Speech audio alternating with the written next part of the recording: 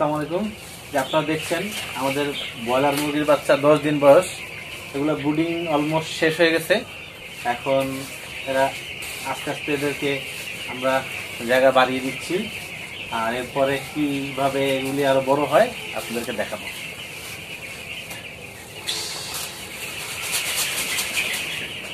দেখছেন বাচ্চা খুব ভালো আছে আল্লাহর রহমতে। ফার্মের বাইরের সাইডটা আমরা প্রচণ্ড ঠান্ডার কারণে এখানে আমরা এটাকে কাভার করে রেখেছি। এই দেখছেন আমার ছোট ভাই, ও এই বরিশালের এই প্রজেক্টটির দায়িত্বে আছে এবং এইটার ম্যানেজিং পার্টনার। তো এটা দেখছেন আমাদের ফার্মের ভিতরের সাইডটি। এখানে আপনারা দেখছেন যে আমরা মুরগিগুলিকে এখনও কাভার করে রেখেছি, কারণ আসলে রাতে এখানে প্রচণ্ড ঠান্ডা হয়, এই কারণে আমরা এগুলিকে এখন পর্যন্ত কাভার করে রেখেছি। এই দেখছেন আপনারা এগুলো কাঠার গুঁড়া, আপনারা জানেন এগুলি আমাদের ফার্মের নিচের সাইডে দিতে হয়, এটা সবসময় দিতে হয়। এটা লিটার হিসাবে আমরা আবার এটাকে আবার শুকিয়ে আবার এটাকে আমরা কিছুটা ইউজ করি, বাকিটা কিছুটা শক্ত হয়ে যায় যেটা, সেটা ফালাই দিতে হয়। তো এই যে হলো আমাদের ফার্মের ভিতরের সাইডটি, আমরা দেখাচ্ছি কিভাবে কাভার করে করা হয়েছে, সেই জিনিসটা আপনাদেরকে দেখানোর চেষ্টা করতেছি।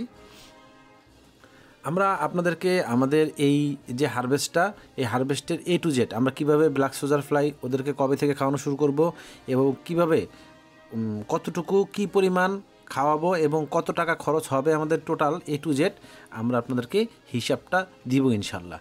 কারণ ব্ল্যাক সোজার ফ্লাই নিয়ে অনেকের দ্বিধাদ্বন্দ্ব আছে যে ভাই এটা কতটুকু খাওয়াইতে হয়, কিভাবে খাওয়াইতে হয় এবং এটা খাওয়াইলে কি লাভ বা এটার খাওয়াইলে গ্রোথটা কেমন হয়, এটা আমরা আপনাদেরকে এই একটি সিরিজের মাধ্যমে আপনাদেরকে আমরা দিব ইনশাল্লাহ। দেখছেন যে আমরা এখানের যে পর্দাটি সেটি সরিয়েছি, ওই যে ভিতরে দেখা যাচ্ছে আমাদের বাচ্চাগুলি। তো একটা জিনিস খেয়াল রাখতে হয় যে এখানে মাঝে মাঝে এই পর্দাটা খুলেও দিতে হয়, কারণ দিনের বেলা খোলা রাখলে কি হয়, এটার ভিতরে যে গ্যাসটি থাকে, গ্যাস হয়, সেই গ্যাসটি বেরিয়ে যেতে পারে এখান থেকে।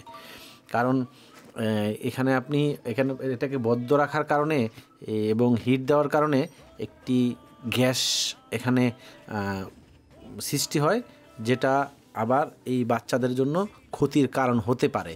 তো এই জিনিসটা আপনারা অনেকেই জানেন, তারপরও আমরা যেহেতু একটি পূর্ণাঙ্গ সিরিজ আমরা করব, সেজন্য খুঁটিনাটি ব্যাপারগুলো আমরা আপনাদেরকে জানিয়ে দেওয়ার চেষ্টা করতেছি। আরেকটি বিষয় যে ব্ল্যাক সোজার ফ্লাই যখন আপনি ফিডিং করাবেন, তখন একটা জিনিস খেয়াল রাখতে হবে যে কার্বোহাইড্রেটটা পারফেক্ট পরিমাণ হয় কি না। অবশ্য আমরা আপনাদেরকে জানিয়ে দিব কিভাবে খাওয়াইতে হয়। এই আপনারা দেখছেন যে মুরগির লিটার যেগুলি ভিজে যায়, সেই লিটারগুলি চেঞ্জ করে দিতে হয়, অন্যথায় মুরগির ঠান্ডা জাতীয় যে রোগগুলি হয় এগুলি হওয়ার সম্ভাবনা থাকে, তাতে ক্ষতিগ্রস্ত হতে পারেন আপনারা। তো এইভাবে পুরাতন যে লিটারটা আছে সেটাকে আপনারা চেঞ্জ করে দিবেন, চেঞ্জ করে আবার নতুন যে কাঠের গুঁড়ো আছে সেটা আপনারা এখানে দিয়ে দিবেন ইনশাল্লাহ। আমরা আমাদের এই কালচারটার A to Z আপনাদের সাথে শেয়ার করব। বারবার বলতেছি এই কারণেই যে ব্ল্যাক সোজার ফ্লাই বাংলাদেশে নতুন। ব্ল্যাক সোজার ফ্লাই অনেকের এই ব্ল্যাক সোজার ফ্লাই নিয়ে এখনও এটা ওরকমভাবে অনেকে সন্দিহান যে আসলে কি ব্রয়লার মুরগি এটা খায় কি না, বা ব্রয়লার মুরগি খেলে কোনো সমস্যা হয় কি না, বা এতে সাইড এফেক্ট আছে কি না, বা এটার গ্রোথটা কেমন, বা ওদের কত টাকা খরচ হবে ব্ল্যাক সোজার ফ্লাইয়ে, এবং ব্ল্যাক সোজার ফ্লাই খাওয়ানোর পরে কি এই বাজারে যে ফিড কিনতে পাওয়া যায় সেই ফিড কতটুকু খাওয়াইতে হবে। এবার আমরা এটার A to Z দেওয়ার চেষ্টা করব। আমরা এই 10 দিন এখন পর্যন্ত কিন্তু ব্ল্যাক সোজার ফ্লাই এদেরকে আমরা খাওয়াইনি, কারণ যেহেতু ছোট বাচ্চা, যেহেতু বাচ্চাগুলি মানে প্রথমবার আমরা এটাকে ট্রাই করতেছি, তাই আমরা ওই রিস্কটা নিইনি। 10 দিন আরও 2-3 দিন পর থেকে আমরা ব্ল্যাক সোজার ফ্লাই ফিডিং শুরু করব, কারণ টোটাল ব্রুডিং শেষ হয়ে গেলে, ঠিক আছে, তখন আমরা ব্ল্যাক সোজার ফ্লাই শুরু করব। আমাদের রানীক্ষেত ভ্যাকসিনটা দেওয়া হয়ে গেছে ইতিমধ্যে, ঠিক আছে। গাম্বুরা ভ্যাকসিনটা দেওয়ার পরে আমরা ব্ল্যাক সোলজার ফ্লাই শুরু করব। তো আমরা ইনশাল্লাহ আগামীকাল গাম্বুরা ভ্যাকসিনটা দিয়ে দিব। দেওয়ার পরে তার একদিন পরে আমরা ব্ল্যাক সোলজার ফ্লাই স্টার্ট করব। আর আমাদের এই পর্যন্ত আমরা যেই স্টার্টার ফিড আমরা খাইয়েছি সেটার হিসাবটাও আপনাদেরকে দিয়ে দিব। শেষের দিকে আমরা যে ভিডিওটি তৈরি করব একটা হিসাবের একটি কত খরচ হলো, কত কিভাবে আমাদের কস্টিং কোনটা কত কী পরিমাণ লাগলো, এই হিসাবগুলি আপনাদেরকে আমরা দেওয়ার চেষ্টা করব। এই জন্যই আমরা একটি পূর্ণাঙ্গ সিরিজ করব, যে সিরিজের মাধ্যমে আপনারা শুরু থেকে শেষ পর্যন্ত একটি ব্রয়লার হারভেস্টের পূর্ণাঙ্গ হিসাব এবং অন্যান্য আনুষঙ্গিক খরচ এবং পরিমাপ আপনারা পেয়ে যাবেন ইনশাল্লাহ। তারপরে আমরা এই ব্রয়লারেরটা শেষ হলে আমরা দিব আপনাদেরকে মাছেরটাও দিব ইনশাল্লাহ। কারণ আমাদের জানেন আমরা রেনু থেকে মাছ চাষ শুরু করি।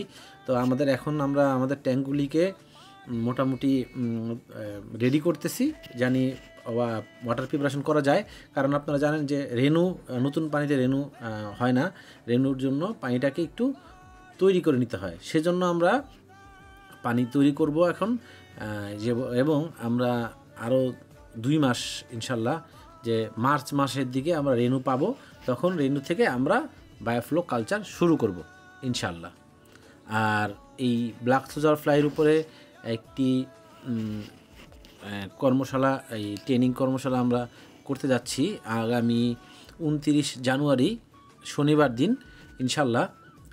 তো আপনারা যারা এই ট্রেনিংয়ে অংশ নিতে আগ্রহী তাদেরকে আমাদের সাথে যোগাযোগ করার অনুরোধ জানাচ্ছি এবং তারা আমাদের সাথে যোগাযোগ করে রেজিস্ট্রেশনের মাধ্যমে ট্রেনিংয়ে অংশগ্রহণ করতে পারেন, যদি আপনারা মনে করেন যে ট্রেনিংয়ের প্রয়োজন আছে। আমরা আসলে আপনাদেরকে A to Z ভিডিও দিয়ে থাকি যাতে আপনারা এই ব্ল্যাক সোলজার ফ্লাই কাল্টিভেশন খুব সহজেই করতে পারেন।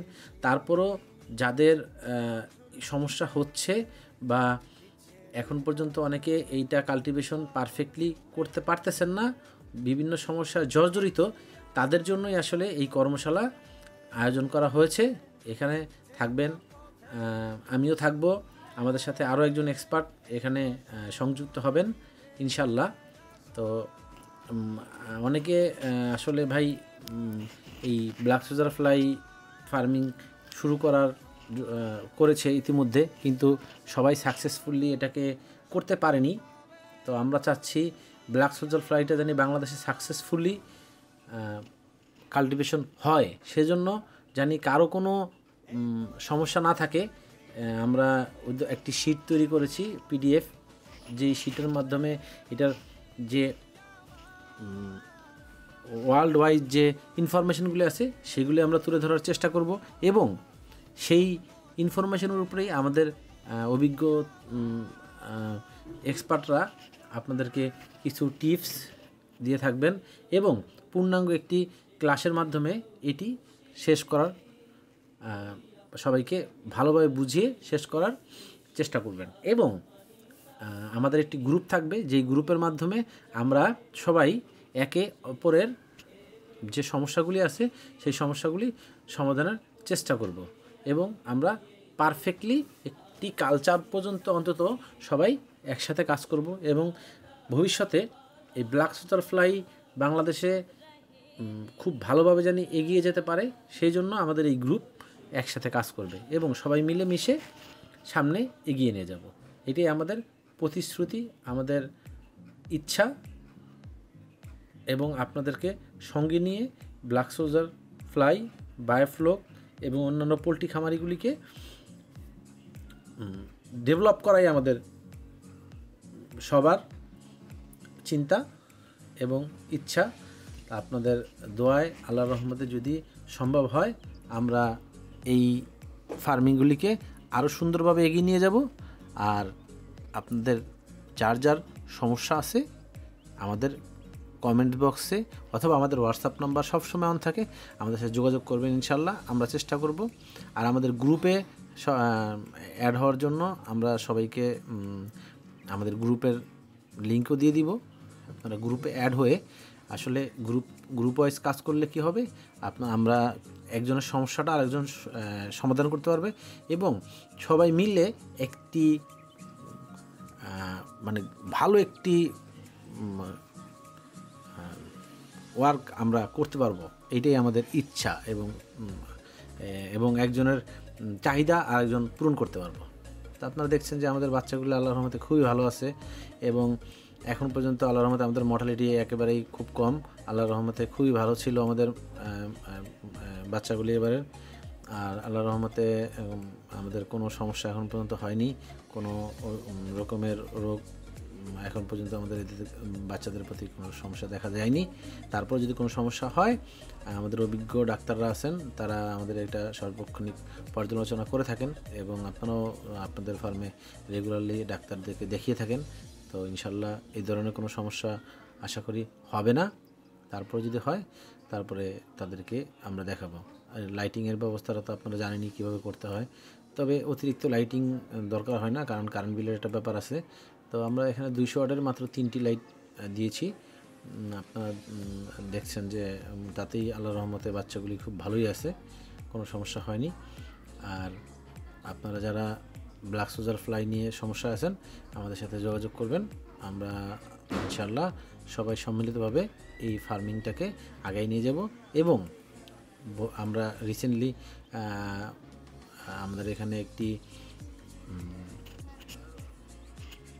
ইনকিউবেটর অ্যাড করতেছি আমরা। ইনশাল্লাহ আমরা দেশি মুরগির বাচ্চা এখানে ফুটাবো এবং আমরা কাল্টিভেশন করব। তাও আপনাদেরকে এটিটিউড দেখানোর চেষ্টা করব। রেনু কিভাবে আমরা করা হয় সেটাও আমরা আপনাদেরকে জানাবো। এবং আমাদের বায়োফ্লকেরও ট্রেনিং আমরা শুরু করব জানুয়ারি থেকে ইনশাল্লাহ। তো আপনারা যারা বায়োফ্লক খামারে আছেন তারা আমাদের সাথে যোগাযোগ করবেন। আর আমাদের সাথে সম্মিলিতভাবে একটি গ্রুপ ওয়াইজ কাজ করে আমরা সামনে এগিয়ে যাব এবং সবাই মিলেমিশে এই সেক্টরটাকে ডেভেলপ করব এবং বাংলাদেশকে একটি সুন্দর এবং স্বাস্থ্যসম্মত এবং অর্গানিক পোলট্রি, মাছ, ডেইরি উপহার দিব আমরা। এইটাই আমাদের ইচ্ছা। তা আপনারা আমাদের সাথে থাকুন। আপনারা এই দেখছেন আমাদের যে বায়োফ্লক ট্যাঙ্কগুলিকে আমরা পানি ভরে রেখেছি, কারণ এই যে সবুজ পানিটা এটা আসলে এখানে জুপ্লান্টন, ফাইটোপ্লান্টন ইতিমধ্যে তৈরি হয়ে গেছে। তা আমরা এখানে ডাফনিয়া কালচার করব এবং ডাফনিয়া কি সেটাও আপনাদেরকে জানাবো। এবং রেনু থেকে কিভাবে হারভেস্ট পর্যন্ত কাজ করতে হয় আমাদের চ্যানেলের মাধ্যমে আমরা জানাবো। এই জন্য আমরা চ্যানেলটা নিয়ে কাজ করি যে আপনাদেরকে এই চ্যানেলের মাধ্যমে আমরা সব কিছু জানাতে পারবো। একটা সময় ছিল আমরা অন্যান্য চ্যানেলের উপর নির্ভরশীল ছিলাম, এ টু জেড আমরা কখনো জানাতে পারিনি। এই জন্য অনেকে আসলে ক্ষতিগ্রস্ত হয়েছেন যে তারা আমাদের পুরো ইনফরমেশনটা পাননি। এইখানে আমরা ডাফনিয়া কালচার করব, ডাফনিয়া কীভাবে কালচার করতে হয় সেটাও আপনাদেরকে ভিডিও দিয়ে জানাবো। তো আজকে ভিডিওটি অনেক লম্বা হয়েছে, অনেক কথা বলেছি। কোনো যদি ভুল ত্রুটি করে থাকি ক্ষমার দৃষ্টিতে দেখবেন আর আমাদেরকে সাবস্ক্রাইব করে নেবেন। আসসালামু আলাইকুম।